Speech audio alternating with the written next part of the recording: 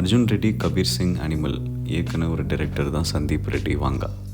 அவர் படத்தில் இருக்க சீன்ஸ்னாலேயும் அவர் இன்டர்வியூவில் பேசுகிற கண்டென்ட்னாலேயும் பப்ளிக் டொமைனில் ஒரு ரொம்ப கான்ட்ரவர்ஷியலான ஒரு டைரக்டர்.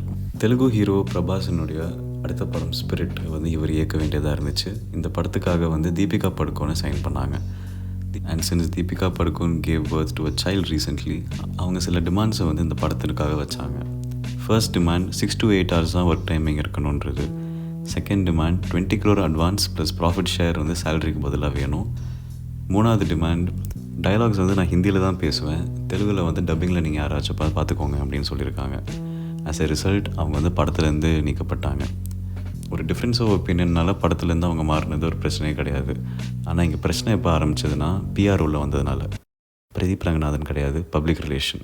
தீபிகா ஓப்பனாக சந்தீப் ரெட்டி வாங்காவை ஒரு இன்டர்வியூவில் தப்பாக பேசிட்டாங்க. And in response Sandeep Reddy Vanga unprofessional behaviour பற்றி ஒரு ட்வீட் போட்டாங்க. A recent incident where a director offered us a film and said, creatively I liked it. And then it came to sort of talking about the monies, and I said, okay, so this is what I would charge. And it kind of went back and forth where he came back and said, actually we won't be able to afford this because we have to accommodate the male, So I said, okay, then tata, goodbye, because I know my track record, I know what I'm worth. I know that his films haven't been doing as well as my films have been doing. Although அவங்க பேர் இழுக்கலனாலும் எல்லாருக்கும் தெரியும் யாரை பற்றி பேசுகிறாங்கன்னு.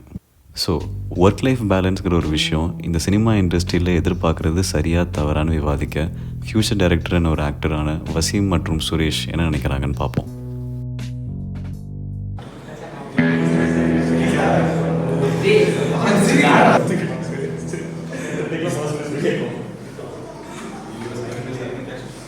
Okay தானே இது? Rolling action. இப்போ இந்தியாவில் பொறுத்தவரை நிறைய ஹீரோயின்ஸ் இருக்காங்க, புரியுது, இவங்க ஒரு பெரிய ஸ்டார், பிக் ஸ்டார், அதெல்லாம் கரெக்டு தான். பட் ஆடியன்ஸை தேட்டர் போக்கு இழுக்கிறது ஹீரோயின் கிடையாது, ஹீரோ தான். அதுக்குன்னு நான் ஹீரோயினை எல்லாருமே நான் தப்பு சொல்ல. அதாவது மக்கள் ஒரு படத்துக்காண்டி வராங்க, ஒரு படத்தை விரும்பி வராங்க, பார்க்கணுன்னு வராங்கன்னா ஒரு ஹீரோக்காண்டி தான் வராங்க. அது மட்டும் இல்லாமல் நீங்கள் சேலரி இது பண்ணால் கூட பரவாயில்ல, ப்ராஃபிட்லேருந்து 10% கேட்குறீங்க. இது என்ன விதத்தில் நியாயம்? 10% கேட்டுட்டு கம்மியாக தான் நடிப்பேன், எனக்கு இது வேணும் அது வேணும் அப்படி இப்படின்னா அப்போ படத்துக்கு என்ன பண்ணுறது? 10%னா சும்மாவா ப்ராஃபிட்டில்? இதெல்லாம் என்ன விதத்தில் நியாயம்? நீங்களே கொஞ்சம் யோசிச்சு பாருங்கள். அது மட்டும் இல்லாமல் அங்கே ஒருத்தன் வேலை பார்க்கல, 100 கணக்கில் வேலை பார்ப்பான். ஆர்ட் டைரக்டர் இருப்பான், லைட்மேன் இருப்பான், கேமரா அசிஸ்டன்ட் இருப்பான், அசிஸ்டன்ட் டைரக்டர் இருப்பாங்க, ஹீரோவுக்கு மேக்கப் போடுறவன், ஹீரோவை மேனேஜ் பண்ணுறவன், ஹீரோயினுக்கு மேக்கப் போடுறவன், ஆர்டிஸ்ட் எவ்வளோ பேர் இருப்பாங்க.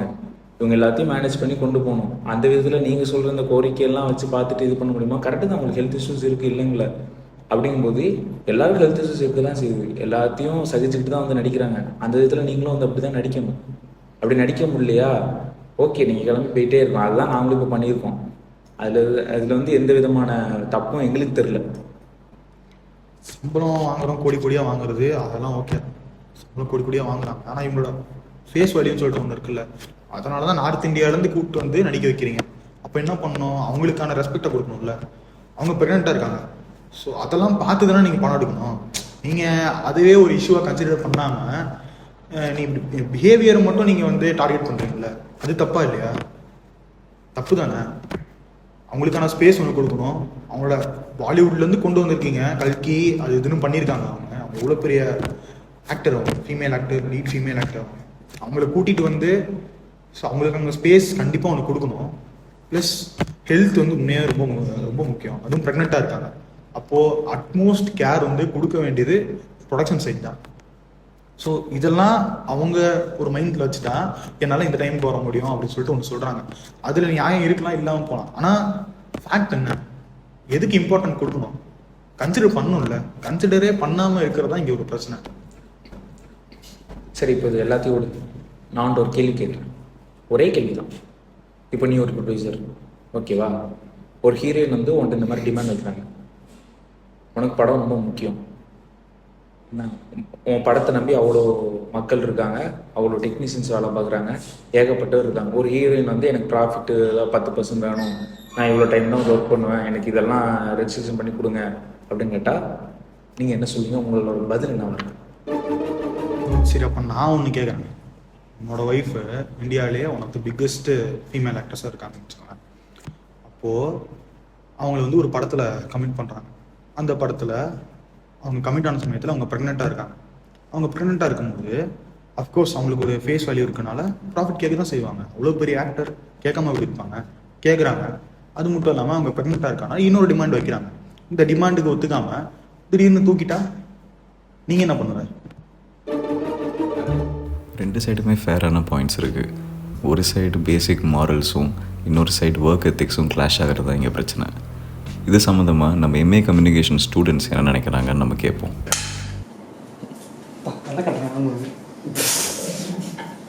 நான் என்ன யோசிக்கிறேன்னா வந்து அந்த டேரக்டரை வந்துட்டு இவங்களுக்காக வந்து ஸ்கெடியூலை மாற்றிருக்கலாம் அப்படின்ட்டு யோசிக்கிறேன்.